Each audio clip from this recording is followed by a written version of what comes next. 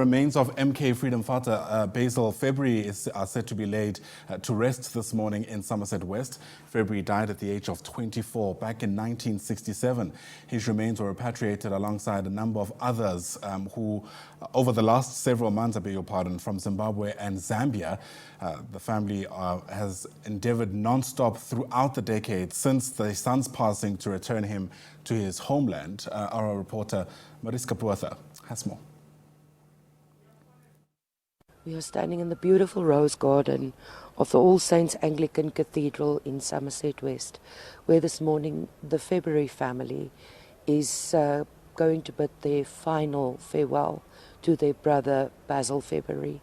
And this after many years that he was buried in another country after laying down his life as a freedom fighter.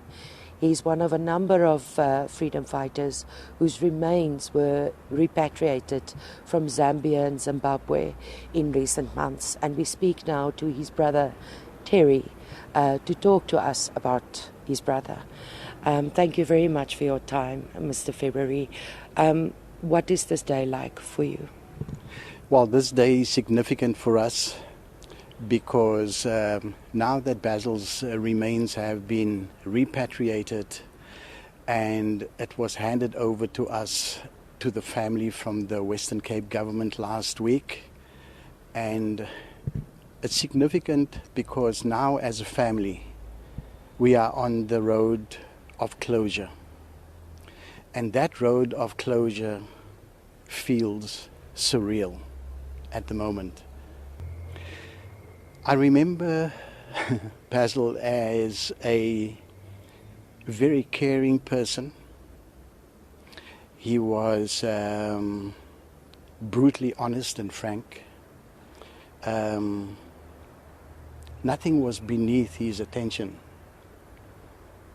And I guess as a result, he was popular. In the family, he had some wonderful charm in how he can creep into the hearts, particularly of my dad's only sister, Aunt Dolly.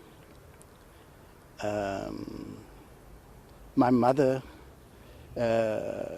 loved him dearly. So did my dad.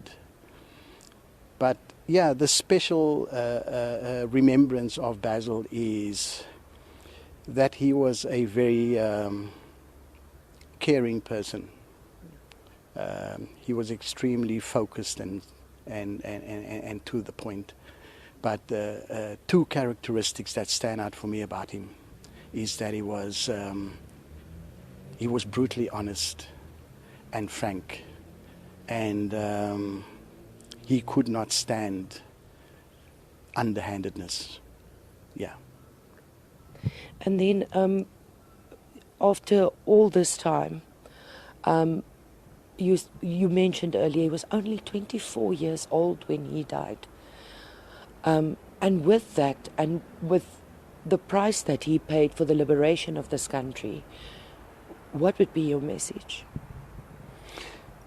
Well, I mean, again, when we reflect and we talk about Basil today, I don't think we should lose sight of the fact when Basil was very active in South Africa before he left to exile.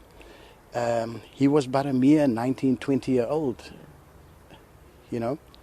And when he was in exile, he was extremely active and he rose through the ranks of Umkhonto Wesizwe, MK, the military wing of the ANC.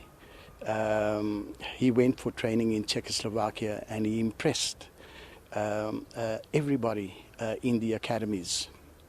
He wrote extensively for publications of the ANC and the publications of Umkhonto Wesizwe. And I think when the youth look at Basil today, they must remember we are talking here about a 24-year-old when he died, you know.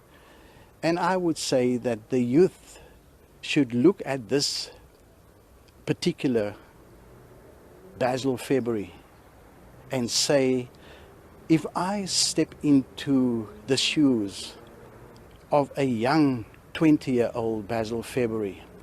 How could I make an impact on the social justice, on the political terrain today by speaking truth to power? Because those are the challenges that are required, and those challenges were made then in Basil's life, when he was a mere 19, 20-year-old. You know, and so the message here is, given the challenges that we face, and we have many challenges today, that the youth should look, the future is in their hands, and say, how would I step into a young Basil February shoes and address the social justice and the political aspects by speaking truth to power? And then lastly, and I'm sorry to do this, your parents have since passed, but you are reuniting them today in a manner of speaking. Yeah, it's quite special. Like I said, the repatriation for us of Basil's remains is significant. And I have walked this road for decades. And this road sometimes seemed impossible. It seemed sometimes as if I was on the road of an impossible mission here. But with the assistance of the Missing Persons Task Team, the head of the Missing Persons Task Team, Madeleine Foulard, always kept me grounded and focused on the ultimate goal.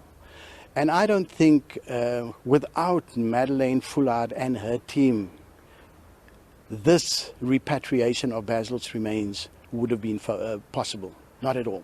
However, today I look at the repatriation of the funeral that we have of Basil here today, and I so wish that my mum and dad could have been here.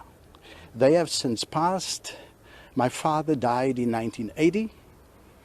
My mother mourned Basil's death from 1967 until the day she died in 2004. And how I wish she was here to witness this day. Yeah, I think it would have been so special if this repatriation process could have happened before they died. But Basil will be buried today in a dignified way with my mother and my father. Interestingly, as we prepared the grave, in the family grave in 2004, we buried my mother's ashes. And as we prepared the grave, I was able to retrieve her ashes. It was in a plastic container. And today we're placing those ashes with Basil in his coffin. So that is so special for me, to put my mother's ashes with Basil's remains in his coffin. That is very special for me, and particularly for my family. Yes. There's not much more to say after that. We are graciously allowed to be here today with the February family as they bid the final farewell to their brother, who died at the age of 24 in 1967. And as you heard Mr. February, Mr. Terry February, his brother, speak so beautifully that today the family will finally start to heal, even though his mother and father never had the opportunity to bid their own son farewell.